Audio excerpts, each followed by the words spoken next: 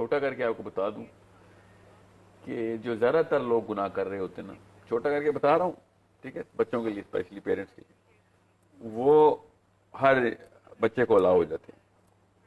جو زیادہ تر لوگ گناہ کرتے ہیں، نمبر 1 وہ ہر ایک کا ثواب بن جاتے ہیں، اس پہ کسی کو ریمورس نہیں ہوتی، کسی کو تردد نہیں ہوگا.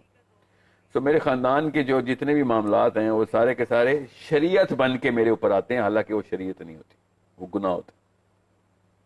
وہ لوگ بچے سمجھتے ہیں اللہ اور رسول کا قانون ہے یہ جو خاندان والے کر رہے ہیں، ان کو نہیں پتا ہوتا کہ یہ گناہ کریں، ایسا کوئی تعلق نہیں، نہ لکھا ہوا ہے نہ سنا ہوا ہے، انہوں نے خود ایک اپنا ایک ریچول بنایا ہوا ہے.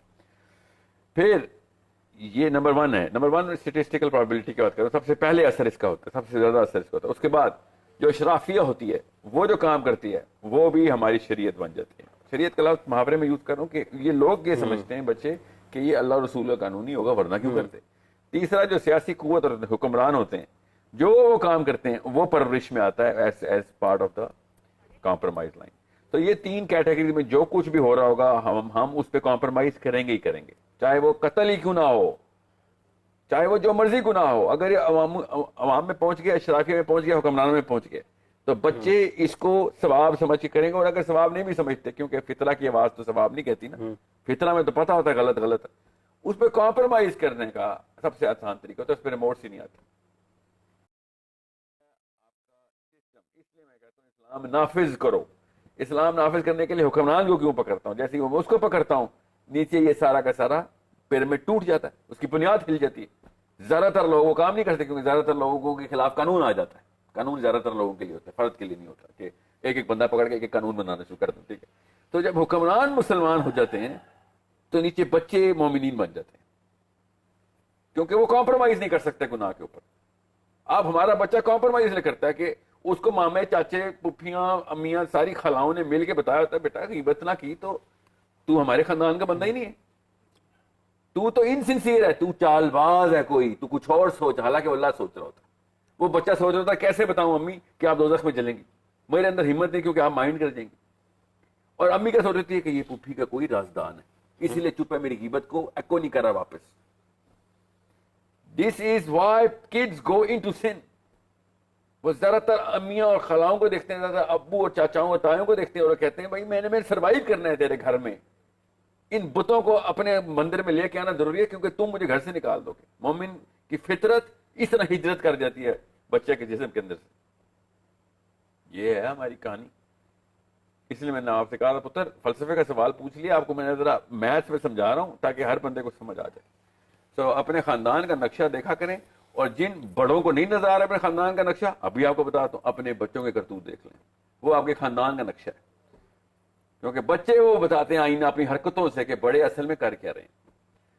اور جن خاندانوں نے یہ تہیہ کیا ہوتا ہے کہ نہیں جی ہمیں نہیں سروکار، اللہ رسول نے کیا کہا ہے، ہم نے تو چلتا آ رہا ہے وہی کرنا ہے، ان کو ان کے بچوں سے میں کہہ رہا ہوں چیلنج اینڈ مائگریٹ. پہلے چیلنج کریں اور حکمت سے، شائستگی سے، بدتمیزی نہیں کرتے بڑوں سے، اوکے، نرم دلی سے لگے رہیں and then mentally migrate. Do not be a part of this system.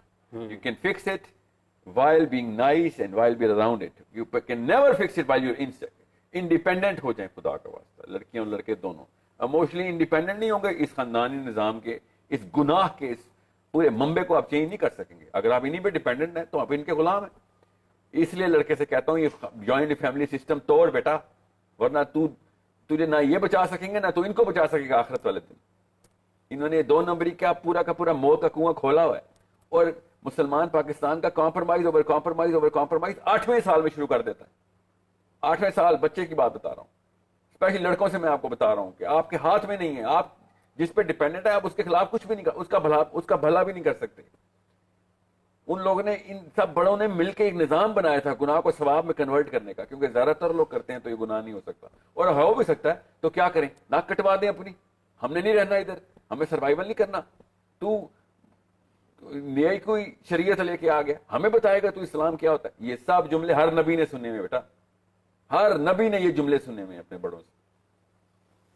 تو کام تو ایسے ہی ہوتا ہے، گنگا الٹی بہانی پڑتی ہے. اور جب گنگا کے الٹے سمت کھڑے ہوتے ہیں نا، تو آپ کو میں بتا رہا ہوں اگر آپ خون و خون نہیں ہے نا تو اس وقت آپ مومن ہے ہی نہیں، آپ مسلمان ہے ہی نہیں. اگر آپ کو تھپیڑے نہیں لگے ہوئے ہیں تو آپ مسلمان نہیں ہیں, نخرے ہیں, پھر آپ fake. You better be bloody and bruised and battered, you better be. ورنہ میں مان ہی نہیں سکتا کہ آپ اسلام کی راہ میں چل رہے ہیں, وہ بھی پاکستان جیسے اس گیتا کے نظام کے اندر. اسلام لے کے آنا ہے تو شاباش, تھپیڑے کھا بیٹا, زخمی ہو. اللہ تعالیٰ کے اس حکم کے اندر لوگوں کے ڈر کو ایک ڈیمن کے طور پہ طاغوت ڈکلیئر کیا گیا, وہ توڑنا اصل میں ایموشنل کریج. ٹھیک ہے, فوجوں سے لڑنا, توپوں, ٹینکوں, گولیوں سے ڈرنا, لڑنا, یہ کہانی کچھ اور کریج ہے. اپنے ہی گھر والوں کو بتانا کہ بھیا یہ امی یا ابو یہ تو اللہ کے حکم کے خلاف جا رہی ہیں آپ, یہ جملہ بولنا ایموشنل کریج. امی یہاں پہ اس بندے کی مدد کرنی ضروری تھی, آپ نے پیسے روکے ہیں, یہ ایموشنل کریج. میں اگر جا کے اس لڑکی کی یا بچی کی یا لڑکے کی یا لڑکے بچے کی ہیلپ کروں گا گلی میں, میری جان جوکھوں میں آئے گی مگر مجھے کرنی چاہیے. آپ کا بچہ خطرے میں آئے گا, کسی کا بچہ بچ جائے گا, یہ ایموشنل کریج ہے. روڈ کے اوپر ایک بندی کھڑی بھی ہو اور اس کو پتا ہو اچھا 8-9 بندے یا لڑکا وہی کھڑا ہو اور 8-9 لڑکے اس کو ہراس کریں, آپ گاڑی روک کے اس کی مدد کریں, ایموشنل کریے. کیوں ڈر لگتا ہے کہ آپ کو نہ پٹائی ہو جائے؟ جی پٹائی کھائیں, زخمی ہوں, یہ ہے ایموشنل کریج. یہ سالم رہنا اسلام نہیں ہے, یاد رکھیے گا. یہ زندہ بچ کے آ گئے, یہ اسلام نہیں ہے.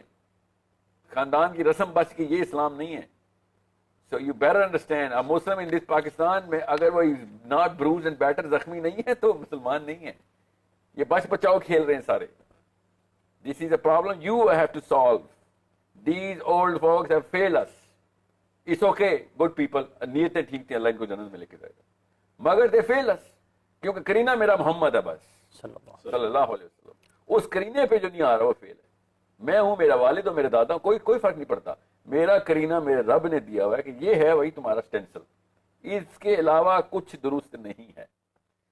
تو اب جو بھی ڈیفینیشنز لے کے آئیں گے جہاں سے بھی, چاہے کتابوں سے لائیں, گوروں سے لائیں, یورپ سے لائیں, امریکہ سے لائیں, چاہے عربیہ سے لیں, مگر اگر وہ محمدی ڈیفینیشن نہیں ہے, every thing is wrong. Okay, کوئی اچھا برا نہیں ہوتا اسلام میں, صحیح غلط ہوتا ہے. یا تو وہ محمد ہے یا وہ غلط ہے. That's it. یا وہ محمد ہے یا وہ غلط ہے. اس کرینے کو پکڑیں اور جت جائیں.